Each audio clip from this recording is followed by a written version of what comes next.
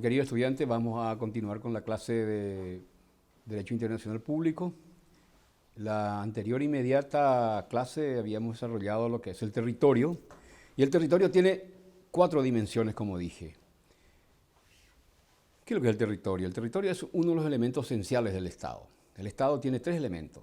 Tiene poder, que es importantísimo, porque se ejerce una serie de actividades que pueden desplegar el cumplimiento de las leyes o las actividades administrativas, siempre establecidas en las leyes. Las actividades administrativas del Estado están total y absolutamente predeterminadas por las previsiones normativas, tanto constitucionales como legales. Entonces, los actos de los representantes del Estado están legitimados o deben estar legitimados en los casos de los gobiernos democráticos, por la legitimidad que establece el sistema de sufragio en un determinado espacio geográfico dominado por el Estado, ¿no? Entonces, el Estado tiene 4 dimensiones. El Estado tiene 3 elementos: población, territorio y poder. Y estamos en el objeto del derecho internacional. ¿Cuál es el objeto del derecho internacional? El Estado. Y habíamos hablado la vez pasada largamente sobre las 4 dimensiones del ejercicio del dominio estatal, el ejercicio de la soberanía estatal. El Estado ejerce soberanía. ¿Sobre qué? Sobre un territorio. ¿A quién? A una determinada población. Ahí está el asunto. Entonces, ¿cuál es el tema que estamos desarrollando en esta anterior y esta unidad? El territorio. Y cuando hablamos de territorio estamos hablando de uno de los elementos esenciales del Estado, por el cual ejerce el Estado soberanía. Soberanía quiere decir ejercicio del poder, así nomás. El Estado ejerce poder sobre el territorio. Y el territorio tiene 4 dominios, es decir, el Estado ejerce 4 tipos de dominios sobre el territorio. El dominio terrestre, superficie, subsuelo, dominio fluvial, los ríos nacionales y una parte del condominio con los otros estados ribereños cuando son ríos internacionales. Dominio marítimo, franja marítima que el Estado ejerce en todo el mundo por una Convención Internacional de las Naciones Unidas, 1959-1982, cómo el Estado puede ejercer dominio estatal sobre franjas adyacentes al territorio. No todo el mar, ni todo el mar libre, no. Franjas adyacentes. Entonces, hemos hablado de las diferentes franjas que el Estado puede ejercer dominio, y ejercer dominio quiere decir aplicar toda la suma del poder público. Cuando el Estado ejerce dominio quiere decir que asume, o mejor dicho, cumple la suma del poder público. ¿Y qué es lo que es el poder público? Y es el ejercicio que tiene el Estado en el desarrollo de la aplicación del poder. Ejercicio el Estado tiene en el desarrollo de la aplicación del poder. ¿Qué poderes? Y todos los poderes conocidos. Poder legislativo, se hace leyes para el territorio, se hace leyes para la franja territorial aledaña, se hace leyes del espacio aéreo, se hace leyes para todo el espacio territorial. ¿Y quién hace las leyes? El poder legislativo. ¿Quién aplica poderes administrativos? El poder ejecutivo, el presidente o el jefe de Estado y toda la gama de ministerios. La gama de ministerios, educación, salud, trabajo, toda la gama se aplica en todos estos espacios del dominio estatal, tanto terrestre, fluvial, ríos, marítimo y aéreo. ¿Se entiende lo que es el dominio? Dominio quiere decir ejercicio del poder del Estado. Entonces, hemos desarrollado la vez pasada, inmediatamente a esta clase, los 4 dominios que el Estado ejerce sobre el territorio. Cuando decimos territorio hablamos de estos 4 espacios estatales. Territorio terrestre, vuelvo a repetir, fluvial, ríos, marítimo, aledaño al Estado, y aéreo, que está encima del territorio.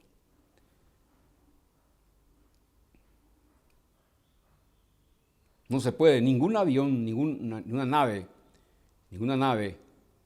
ninguna aeronave puede ingresar en el espacio territorial del Estado, porque es espacio jurisdiccional, es decir, los jueces y las autoridades tienen la obligación de controlar el espacio aéreo que está encima del territorio. Entonces, ese es el espacio aéreo, ejercicio del dominio, hasta una altura, por supuesto, donde le da su capacidad para ejercer el dominio. Bueno, y ahí tiene que ver con la tecnología, ¿no? El espacio es infinito, pero hay hasta una dimensión donde se puede controlar el estado, pues ya es el espacio ultraterrestre, más allá del espacio territorial estatal que ejerce sobre el ambiente aéreo. Entonces, esta segunda lección sobre el territorio, estamos hablando de los objetos del derecho internacional, vamos a seguir con el territorio. ¿Y cómo los estados adquieren territorio? Y por distintos modos y mecanismos. Pueden ser originarios o derivados. ¿Y cuáles son los modos originarios del dominio, de adquisición del dominio de un territorio? La adquisición clásica, antes de la época histórica de siglos atrás, el modo originario de adquisición del territorio de un estado era la ocupación. Los estados ocupaban y esa ocupación tenía requisitos y tiene que ver con el derecho romano. Tenía que haber sido antes, o tenía que ser antes, para que el Estado pueda ocupar un territorio, una cosa de nadie, es decir, res nullius. Y no basta ocupar una cosa de nadie. Tiene que haber animus, corpus y animus. Animus en latín quiere decir deseo y mostrarse como dueño. Eso quiere decir animus. Res nullius, cosa de nadie, no le pertenecía a ningún estado. El territorio tenía que ocupar, poseer ese espacio territorial, de esa cosa de nadie, y además ejercer el animus, es decir, la real y efectiva potestad para tomar y seguir ejerciendo labores estatales sobre ese espacio de nadie. Esas eran las condiciones y cumple los requisitos del derecho romano. Igual se usa en el plano internacional estos requisitos. Otra forma de adquirir originariamente, aparte de la ocupación, de una cosa de nadie, animus y corpus, y el uso real y efectivo, también había otras formas originarias. La accesión. La accesión también se estudia en derecho romano. La accesión también se estudia en el derecho romano. ¿Quieres cerrarme? Y la accesión, si ustedes se acuerdan, quienes estudiaron bien derecho romano, tenía tres elementos, o tres formas de adquirir el territorio en la época romana y en nuestros días. Aluvión, abulsión, formación de islas, 4, y abandono del lecho del río. Los romanos descubrieron muy bien estas formas, hasta si se quiere, minuciosas, para tomar y adquirir la propiedad. Y también los estados pueden adquirir propiedad originariamente a través de la accesión. Y tiene que ver con la naturaleza. La accesión tiene que ver con la naturaleza directamente. El móvil que cambia la estructura territorial de un estado es a través de la naturaleza. Y uno de ellos es el aluvión. Y el otro es la abulsión, la formación de islas y el desvío del curso del río. El curso del lecho del río. 4 formas. Hasta hoy está vigente estas 4 formas de accesión natural u originaria del territorio del Estado. Aluvión. El primer ejemplo es el aluvión. El primer caso, mejor dicho.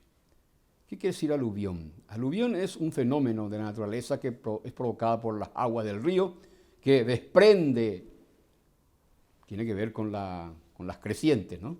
Las crecientes desbordan los ríos, arrastran todo lo que está dentro de su ámbito de influencia del río, y a veces arranca espacios de tierra de una de las riberas de este río y lleva, esta fuerza del agua lleva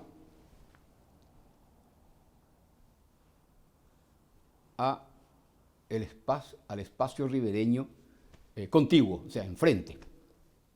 Cuando hay grandes crecientes, puede haber, yo he visto en oportunidades muchas veces en el río Paraguay, enormes pedazos de tierra con todo su pasto y todo, flotando y llevando hacia otro lado. Es una forma de adquisición territorial, puede ser grande. Si es con fuerza, si es debido a una creciente, violenta creciente, a eso se le denomina abulsión. Abulsión. Los romanos percibieron correctamente para adquirir la propiedad. Una de las partes ribereñas adquiere la propiedad del otro por la acción violenta de la naturaleza, en este caso, de la fuerza cinética del agua. Fuerza cinética, usted habrá estudiado, me imagino, en física, lo que es la fuerza cinética, aunque parece ser que no se estudia tan bien física en estos tiempos. En mi época estudiamos muy bien física, la física de la época. Ahora está más avanzada, por supuesto. Pero los profesores nos obligaban así tremendamente a entender, aprender e internalizar estos conceptos técnicos. Porque nosotros éramos bachiller en ciencias y letras. Ciencias. Muchas cosas de la ciencia hemos aprendido en el sistema cuando hemos estudiado antes. Y hoy también, quienes estudian bien saben estas cosas. Entonces, la abulsión es una de las formas por la cual un Estado recibe porciones importantes de tierra del otro Estado ribereño. ¿Y por qué recibe? Recibe por la fuerza violenta de las aguas ejercidas por un desprendimiento de la creciente. Cuando llueve mucho, se puede producir desprendimientos importantes y trasladan a la otra ribera del río. Este es lo que se llama abulsión, con B corta. El otro, que es también por la fuerza del agua, pero de modo imperceptible, continuo, de largo plazo, es el aluvión. El aluvión es el traslado de material terroso, tierra,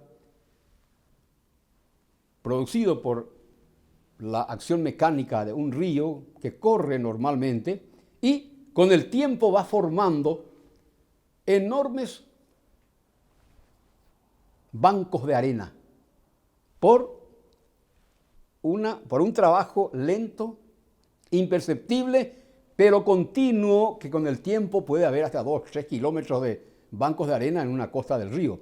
Aquí el Estado gana territorio fijo, territorio tangible, permanente, como es la tierra. El agua también es una parte del territorio del río, ¿no? Pero territorio tangible, permanente, terroso, formado por bancos de arena, es producto de un aluvión. El aluvión es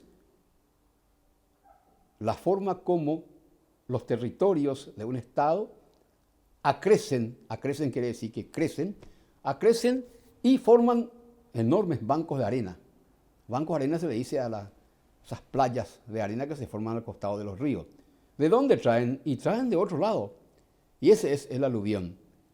Es de carácter natural, el acrecentamiento territorial de carácter natural, imperceptible, continuo, pero al final de cuentas, en 100, 15, 80, 40, 50 años se forman grandes bancos de arena y ahí el territorio de un Estado crece. Así se forma, así se realiza la formación de acrecentamientos territoriales para un Estado. Ya hemos hablado del aluvión, de la abulsión, que es violenta, y también los Estados pueden ganar territorios con la formación de islas. Las islas nacen, ¿por qué? ¿Por qué nacen las islas? ¿Cuál es el motor del nacimiento de una isla, debido sola y exclusivamente a los movimientos volcánicos. A los movimientos volcánicos, los movimientos generados por los volcanes. Y se producen esas grandes explosiones volcánicas y elementos pirotécnicos, elementos que salen del fondo de la Tierra y se expulsan con una violencia tal y con una fuerza, humo, tierra, magma. Magma es el elemento que sale debajo, producto de los volcanes. Magma es la roca líquida con altas temperaturas hasta 1500, 1200 grados. Y eso se forma islas. Y las islas todas fueron formadas por efectos de las funciones volcánicas, o de los fenómenos volcánicos. ¿Quién se beneficia con el nacimiento? No todos los días nace una isla, ¿verdad? Pero ¿quién se beneficia con el nacimiento de una nueva isla? Los estados. Acrecen entonces en territorio. Eso es lo que se llama accesión. Otra forma de accesión. La otra forma de accesión, la cuarta forma de accesión natural, es decir, estamos hablando de adquisición territorial de los estados. Primero de la ocupación, segundo de accesión a través de la naturaleza. Es el abandono del lecho del río. ¿Cómo? El río puede tener, hablamos la clase pasada, puede tener 2, 3 kilómetros, 10 kilómetros de ancho, 5, 2. Los dos estados son copropietarios del río, pero ¿dónde? ¿Cómo? A través del lecho del río. El lecho del río es la parte más profunda de un río donde, digamos, horadar quiere decir cava la roca. Los ríos tienen lechos de roca, es decir, camas de roca. ¿Por qué? Por la acción mecánica del agua, que va, digamos, pelando la roca. Pero hay una parte más profunda donde generalmente se usa para fines de navegación, donde puedan calar los buques y desplazarse. Y esa parte más profunda se llama lecho del río. Una lástima no tengo el pizarrón, pero están entendiendo cómo es el asunto. Un río tiene una parte más profunda y esa parte más profunda se llama lecho del río. Entonces, el lecho del río marca la propiedad y el lecho del río marca el límite de propiedad de los estados. Así funciona en el derecho internacional. Los ríos, algunos tienen 2, 10 kilómetros, 7, 8 kilómetros tienen allá en Encarnación con Argentina. ¿Dónde es Paraguay y dónde es Argentina? No es la mitad, no señor. Está delimitado por el lecho del río. Ahí tenemos una hermosa isla en el río Paraná, cerca del puente. ¿De quién es esa isla? ¿Es de Paraguay o de Brasil? Habíamos hablado la vez pasada. Es de Brasil. ¿Por qué? Porque el lecho del río, la parte más profunda del río Paraná, está lastimosamente a la derecha de la isla. Entonces la isla pertenece al Brasil. El otro día soñé sobre esa isla, increíblemente, no sé por qué. Bueno, es una isla formada, ¿por qué? Por movimientos sísmicos hace millones de años, o centenares de miles de años, no sabemos cuándo. Había movimientos sísmicos antes, y después se estabilizó en esta parte de América. Esta parte de América no tenemos movimientos sísmicos, movimientos volcánicos, quiero decir, volcánicos. Sísmico es terremoto, que también son parientes, ¿no? Los volcanes son los que producen grandes, digamos, desprendimientos pirotécnicos de elementos de rocas líquidas y forman tierra firme a su alrededor, y algunos salen cerca del mar o cerca del río, forman islas. Entonces, hablamos del cómo el Estado puede ganar territorio de un río y puede ganar territorio por el abandono del lecho del río. Y vamos a dar un ejemplo así, clásico. De Brasil, esa isla hermosa que está arbolada, que está en el río Paraná. Un buen día puede cambiar el lecho del río Paraná y pasar al lado izquierdo de esa isla. Entonces, automáticamente el Paraguay es dueña de esa isla, automáticamente, por la acción de la naturaleza. ¿Y cómo se sabe cuál es la parte más profunda del río Paraná? Es muy sencillo. Antes se hacía mediciones mecánicas con tipo así plomadas. Hoy en día se hace directamente por satélite o aparatos que pueden en la navegación ir determinando dónde es la parte más profunda. Y esa es la parte que le corresponde a Paraguay y a Brasil. No es el río completo, no, la parte más profunda que se llama lecho del río. Entonces a veces, por los caprichos de la naturaleza, se pueden dar modificaciones y cambios en el lecho del río. El lecho del río también tiene un movimiento curvilíneo, un movimiento caprichoso quiere decir curvas. Y así como el río en sí tiene movimientos caprichosos, movimientos curvilíneos si uno mira del espacio desde arriba. Vos te subís en avión y ves un espectáculo hermoso de un río, parece líneas de plata. Y el lecho del río también tiene ese tipo de movimiento. La naturaleza produce la acción mecánica del agua, la acción cinética, la energía cinética del agua, del río, también va modificando el lecho del río. Y al modificar el lecho del río, también se modifican. Algunos estados pierden y otros ganan cuando se modifica y cambia el curso del lecho, no del río. El río nunca cambia de curso, no. Lo que cambia es internamente la parte más profunda. Entonces, hay cuestiones que hacen perder o ganar territorio a los estados. Esta forma natural de adquirir territorio, tanto por la accesión, que tiene 4 formas. La accesión tiene la aluvión, abulsión, formación de isla y abandono del lecho del río, son directamente ligados a la fuerza de la naturaleza.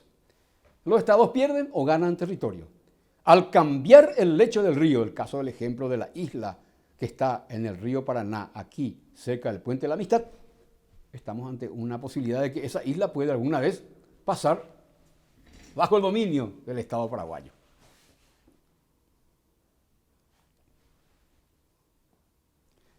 Ya hemos visto cómo son las formas originarias de adquirir territorio. ¿Cuáles son las formas originarias? Vuelvo a repetir. Ocupación, con sus requisitos. Accesión tiene 4 formas. Y ahora vamos a estudiar modos derivados de adquisición del dominio. Modos derivados de la adquisición del dominio. Una de ellas es la sucesión. Antes, los reinos, ustedes saben que nosotros pertenecíamos al reino español durante casi 3 siglos. Y el territorio no es del Estado español, es del rey español era. No se confundan. El rey era el dueño del Estado. Todo lo que había adentro era del rey. Entonces los territorios, extensos territorios de América, pertenecían al rey español. Y si el rey español tenía una hija, se casaba con el hijo de otro rey, todo el territorio de sus posesiones pasaban al otro rey. Así nomás. Le voy a dar el ejemplo de Carlos V, el gran rey español, alemán. Se casó con una hija de un rey de España y se casaron. Vino a vivir a España, por supuesto, a Madrid, o a Toledo, creo que, a Toledo. Toledo es la sede del poder español, la sede de la ciudad donde se vivían los reyes españoles durante muchos siglos. Es digno de conocer Toledo, es hermosa ciudad, una ciudad a 180 kilómetros de Madrid, así congelado en el tiempo desde la época de la Edad Media.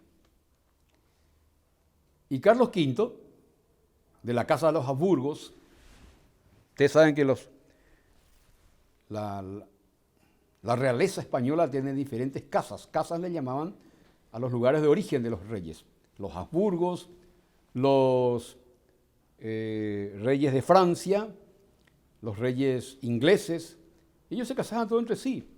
Y este Carlos V se casó con la hija del rey de España y formaron una formidable potencia europea con derivación mundial, incluso toda América le perteneció. Por ese casamiento se produjo una sucesión territorial y le correspondió completamente a Carlos V, el poderoso emperador español-alemán. Es importante conocer un poco la historia de Carlos V. En la época de él se hicieron las grandes, unos años después, se produjeron grandes cambios en la Europa de aquella época. Ustedes saben que América se descubrió. Yo no entiendo bien la expresión se descubrió. No comparto la teoría de usar esta expresión se descubrió. América siempre existió. Lo que hicieron los europeos era conquistaron América. Ni siquiera era el nombre de América en esa época.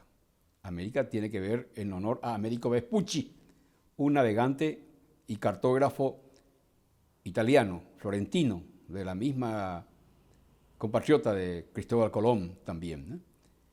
Y después, 300 años dominaron América, hasta que los criollos americanos rompieron el predominio y el monopolio del poder y nacieron los estados americanos.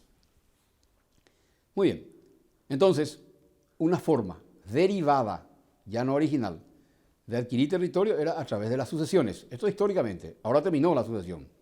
Ya no existe más sucesión. También los estados anteriormente se hacían permutas. ¿Qué quiere decir permuta? Intercambio de territorio. Yo te doy esto, vos me das esto. Así también se formaban derivativamente el acrecentamiento o la pérdida de los territorios de los estados. Otra forma era la venta. Sí, la venta. Antes se vendían territorios extensos. Alaska, que es muy grande, al norte de América, no era de Estados Unidos. Rusia le vendió. ¿Quién le vendió? Rusia. ¿Pero quién? ¿Quién ruso?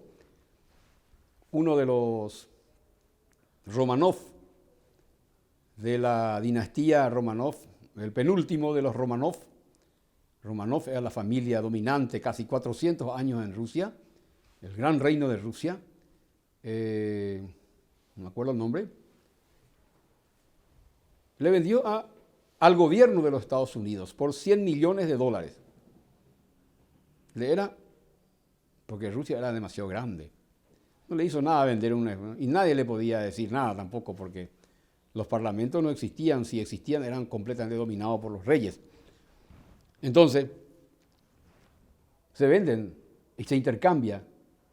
Brasil le compró a Bolivia Acre, el estado de Acre, lo que era parte de Bolivia, le vendió. Antes se hacía eso, se vendía territorios. Cesión, otra forma derivada de adquisición del territorio. Se cede un espacio por razones de negociación diplomática, se cede. Eran formas derivadas. También prescripción, por conquista. Por conquista nosotros perdimos todo nuestro territorio, gran parte, casi el 60%, 50% del territorio paraguayo, de la formación del Estado paraguayo, hemos perdido por la guerra, por conquista. Y una vez conquistado, podíamos reclamar, ¿verdad? La zona toda de Misiones era de Paraguay, Argentina, esa extensa, hermosa y muy importante franja territorial de los montes atlánticos. Era nuestro aquí, la parte de Misiones. Históricamente, decimos nuestro porque nosotros hemos ocupado eso. Ocupado, ¿se acuerdan? Ahí ya entienden qué quiere decir ocupación. ¿De quién era? No era de nadie. Entonces el Estado paraguayo ocupó. No podíamos ir plenamente propietarios, porque no se habían hecho las negociaciones diplomáticas de demarcación territorial, pero era nuestro. Desde el río Apa hasta el río Blanco en el Brasil, era nuestro también. era dominado por el ejército paraguayo durante siglos, por el ejército de la provincia de Paraguay y luego por el Estado paraguayo libre. ¿Cómo perdimos? Por la guerra. Otro que perdimos también fue la parte del Chaco, una buena parte del Chaco, señores. Ustedes saben que el límite del Chaco con la Argentina es el río Pilcomayo. El río Pilcomayo. Hasta el río Bermejo. Hemos perdido eso. Miles de kilómetros cuadrados. Entonces, casi el 40% del territorio hemos perdido por conquista. La conquista era muy común porque era la diplomacia de los cañones. No había respeto por los estados, no había respeto por la autodeterminación de los pueblos. Eran tiempos duros, difíciles, tiempos salvajes, hasta que el derecho y el derecho internacional ha ido arreglando este sistema de relacionamiento vecinal entre estados. Hoy en día ya absolutamente es muy difícil, improbable que pueda desencadenarse guerra de conquista, porque es un crimen internacional. Quienes pueden ordenar la guerra de conquista se somete o puede exponerse a un procesamiento a nivel internacional, en los tribunales internacionales. Cambió completamente, en los últimos 80 años cambió el derecho internacional sobre estas cosas. Pero era forma de adquirir, era la forma derivada de adquirir, de ganar territorio a los estados, o perder en todo caso. Uno pierde y otros ganan. Y el último tema que nos corresponde hablar sobre esta unidad es lo que se refiere a la regla del uti possidetis. La regla uti possidetis es una importante forma de entender cómo los estados americanos consiguieron sus respectivos territorios en el correr de los últimos 2 siglos, desde la emancipación de cada uno de estos estados.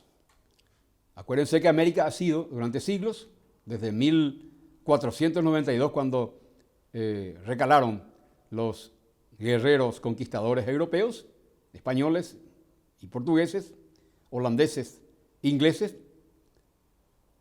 América estaba a merced y bajo dominio del poder imperial y poder monárquico de los reyes de Europa, que colonizaron, conquistaron y colonizaron.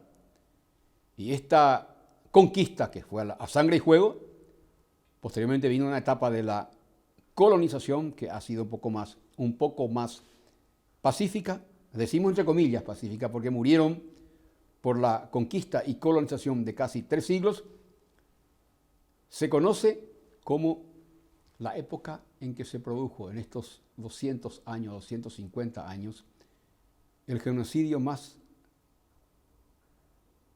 grave de la historia de la humanidad. Escuche bien, el genocidio más grave de la historia de la humanidad.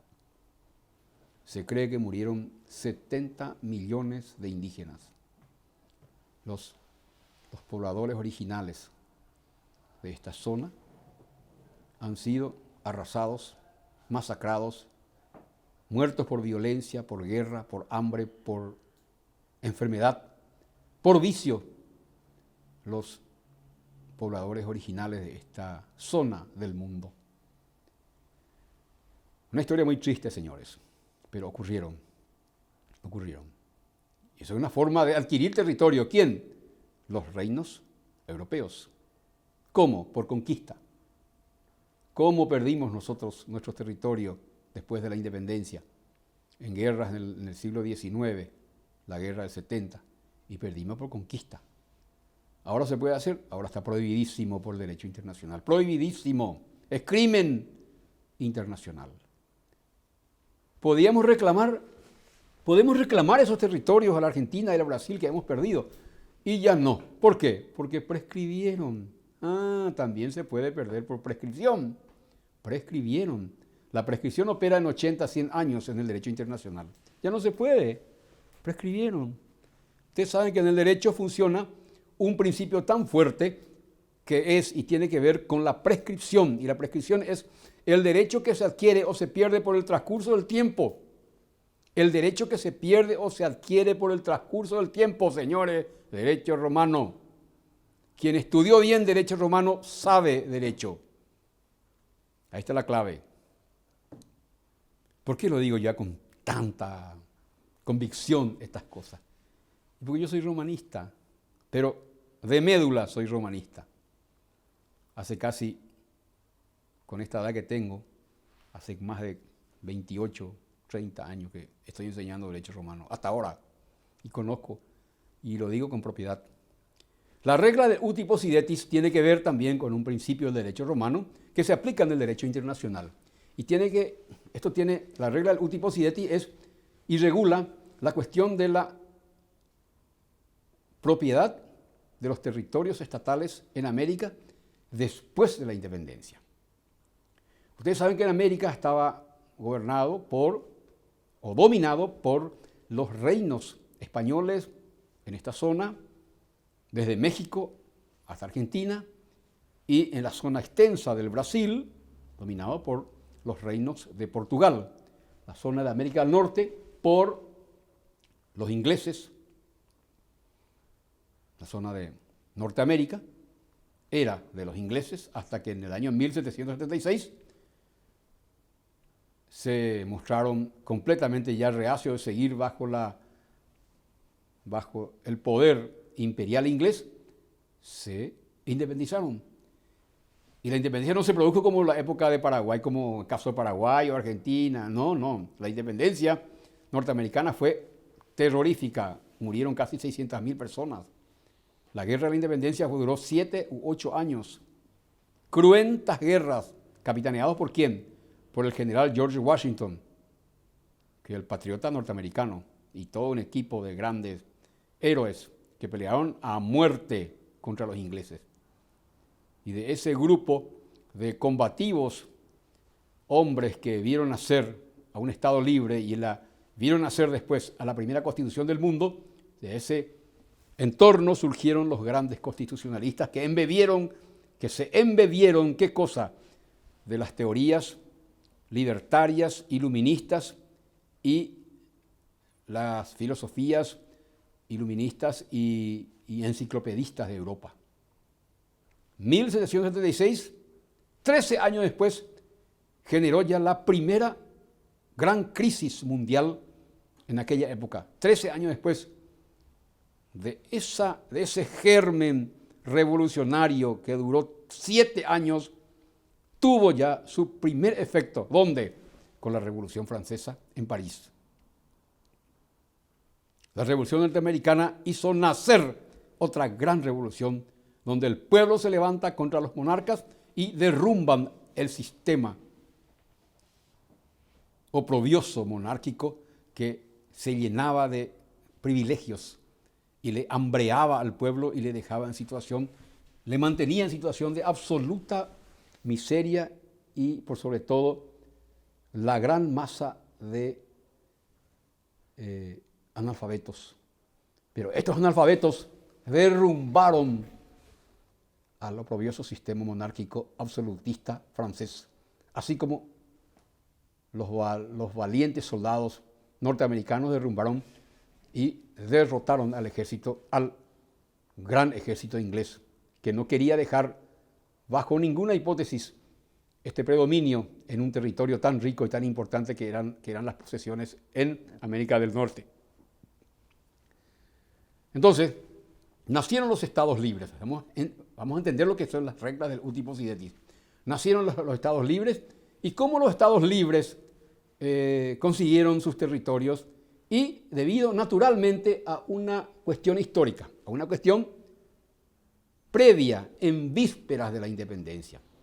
Cada uno de los estados tenían y correspondían a determinadas estructuras políticas que llamaban provincias. En América, los virreinatos estaban divididos en provincias. El virreinato del Río de la Plata, el virreinato del Perú, el virreinato de Granada, en Colombia, el virreinato en México, eran 4 grandes organizaciones que dependían directamente del rey de España. Al producirse la rebelión americana, en 1810 para adelante, ¿por qué se rebelaron? ¿Por qué se levantaron los criollos americanos? Y por una sencilla razón. El rey español cayó preso por Napoleón. Napoleón Bonaparte, hijo de la Revolución Francesa, le tomó preso y desarrolló una guerra de conquista en toda Europa y le derribó a todos y cada uno de los reyes y monarcas europeos. Una guerra de conquista de aproximadamente 8 años le derribó a todos. El gran estratega militar, genial capitán de la historia. Hay grandes capitanes de la historia. Capitán se le dice a los grandes líderes militares de la historia que hicieron grandes cambios en el mundo. Julio César es un capitán.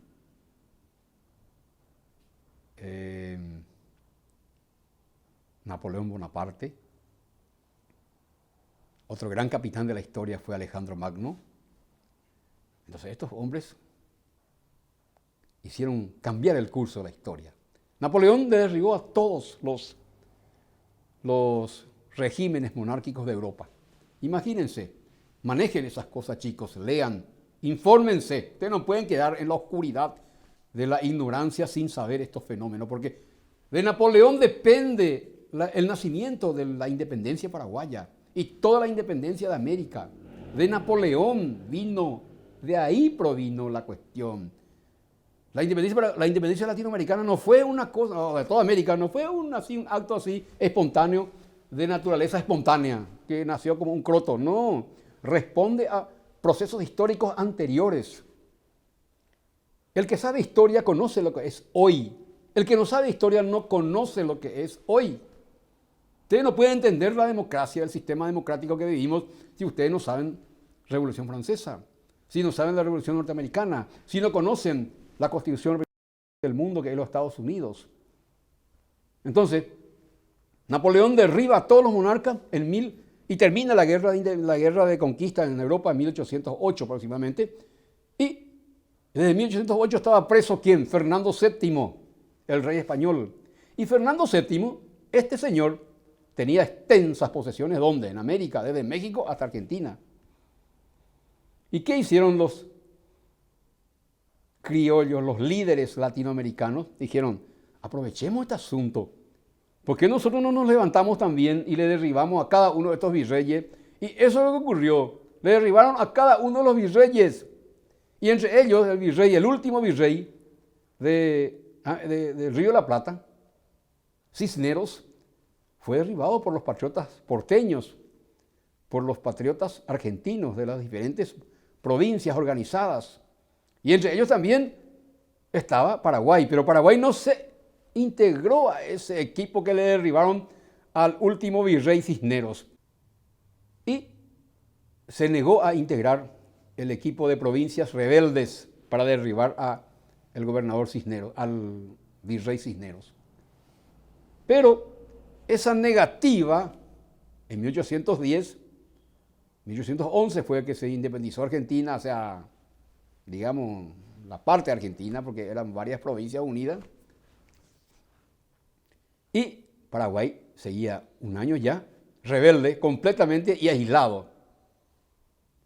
Bernardo de Velasco, el último gobernador español de la provincia del Paraguay, Bernardo de Velasco.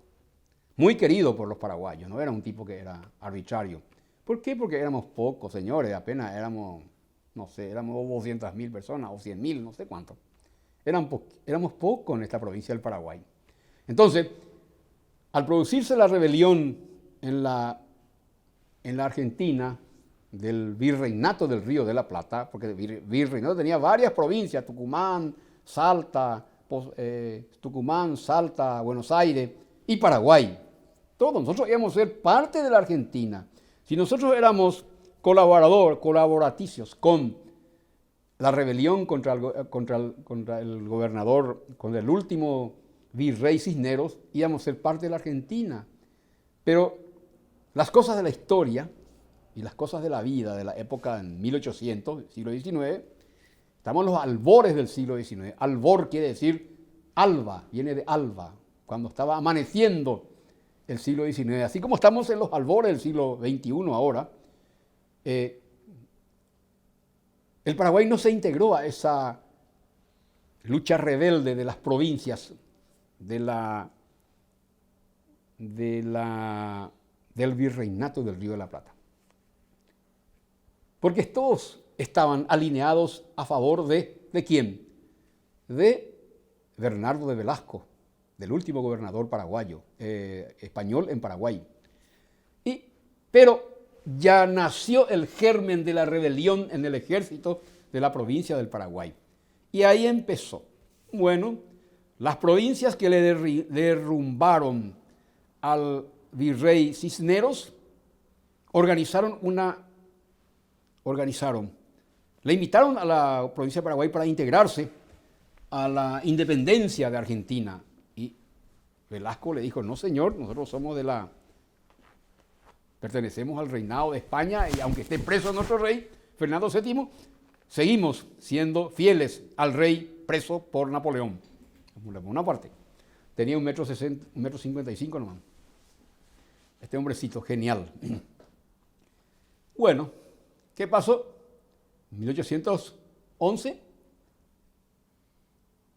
se produce, a fines de 1810, en enero de 1811 se envía un equipo de militares para aquí pelearle a los rebeldes paraguayos fieles al rey de España, y el ejército de aquella época, pequeño ejército, realizan dos tipos de combate, dos tipos de batallas. La batalla de Cerro Porteño, de ahí viene el nombre de Cerro Porteño del club y la batalla de Paraguarí, que las fuerzas rebeldes argentinas quedan derrotados por el ejército de los paraguayos. No nos vamos a unir a la Argentina. ¿Y por qué no se quisieron unir? Porque el paraguayo ya era una nación bien determinada.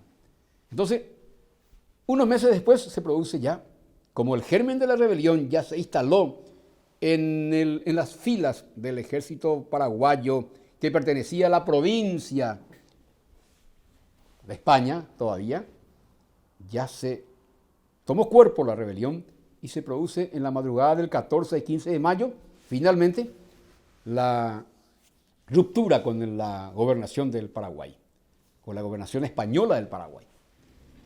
Cae el último gobernador español, Bernardo de Velasco, y nace un Estado libre. Y ahí es donde se forma el territorio del Estado paraguayo. ¿Cómo? De acuerdo a la delimitación que se realizó en la época de la provincia. Y todos los estados de América tienen su origen en su territorio, que heredaron de la delimitación que se estableció en la época del Imperio Español. Esa es la historia de cómo los estados paraguayos, los estados de América, consiguieron sus respectivos territorios.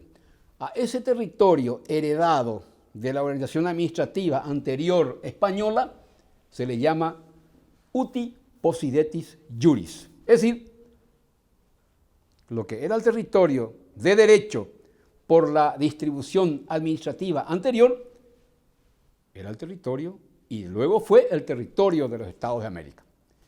Pero en América, como todos sabemos, los seres humanos somos territoriales y tenemos deseos de expandirnos, y las provincias y los estados nuevos, bebés que nacieron de 1811 para arriba, comenzaron también a pelearse con sus vecinos y comenzaron a ganar territorio de sus vecinos.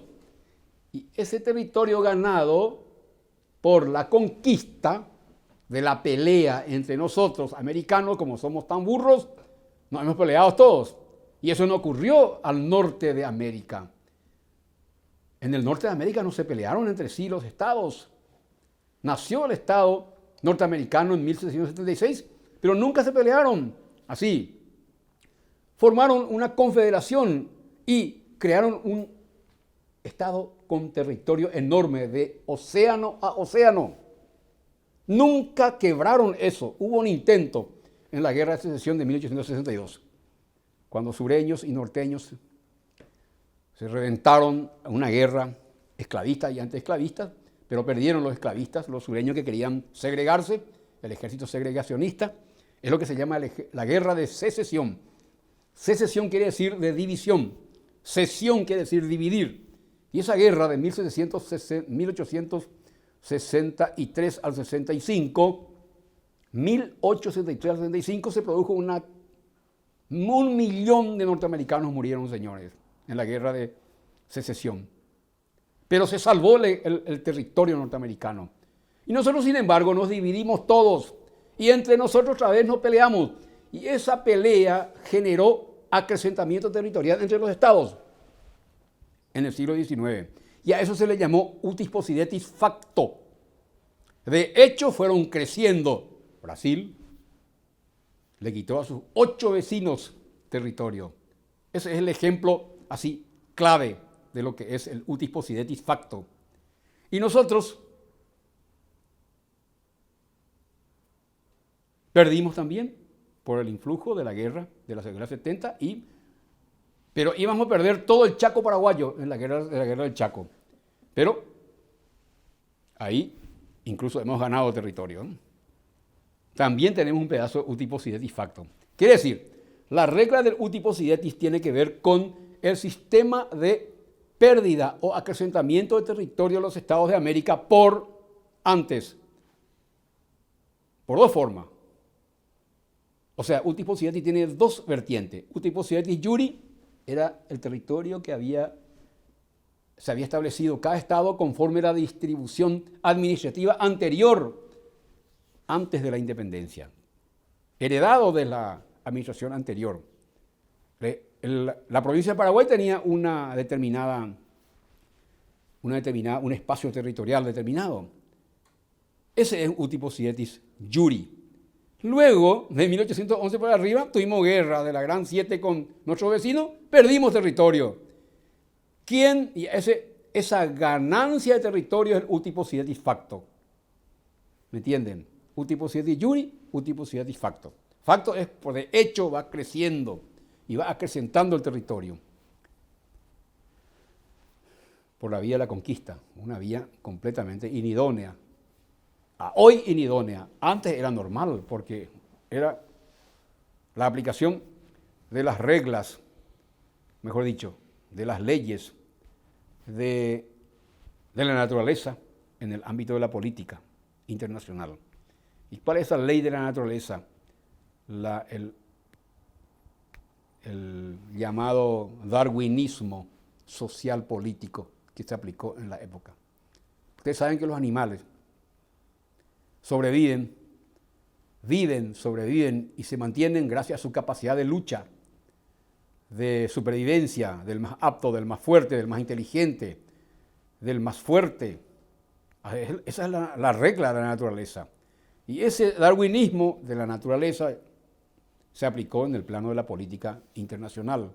Los estados más fuertes van adquiriendo espacio, predominancia, predicamento territorial, por su capacidad militar, por su capacidad de expansión. Y ese es un darwinismo político de la época del siglo XIX y siglo XX. La Segunda Guerra Mundial fue así. Pero hoy, gracias al derecho internacional, se ha ido estableciendo reglas más fijas y claras, justas, para evitar justamente problemas a nivel internacional. Entonces, regla de utis possidetis no es tan sencillo, pero no es tan difícil también. Tiene que ver con el sistema de distribución de territorios estatales de América después de la independencia. Y se dio dos clases. El utis possidetis iuris y el utis possidetis facto. Iuris es heredado del sistema de distribución territorial de la provincia, del sistema del dominio colonial. El territorio del Estado paraguayo se heredó de la distribución administrativa anterior, que tiene que ver con la distribución de espacios territoriales de las provincias que integraban ¿quién? El Virreinato del Río de la Plata. ese espacio bastante grande que teníamos al nacer el Estado paraguayo se achicó. ¿Por qué? Por el efecto de la guerra de conquista. ¿De qué? De la guerra de 70.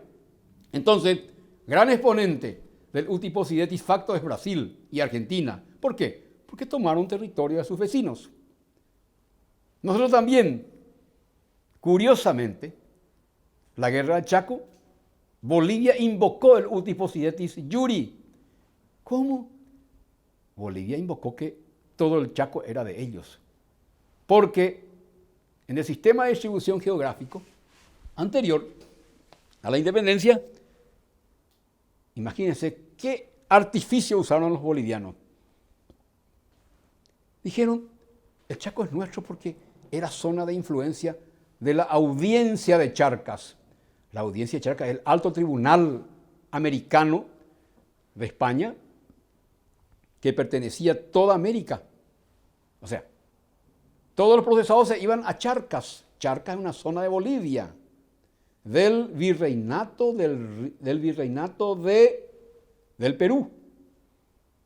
Eso invocaron. Era una historia fantástica. Y nosotros le dijimos, no, pues ese territorio es nuestro, históricamente es nuestro. No sabemos si es nuestro, es nuestro, le dijimos.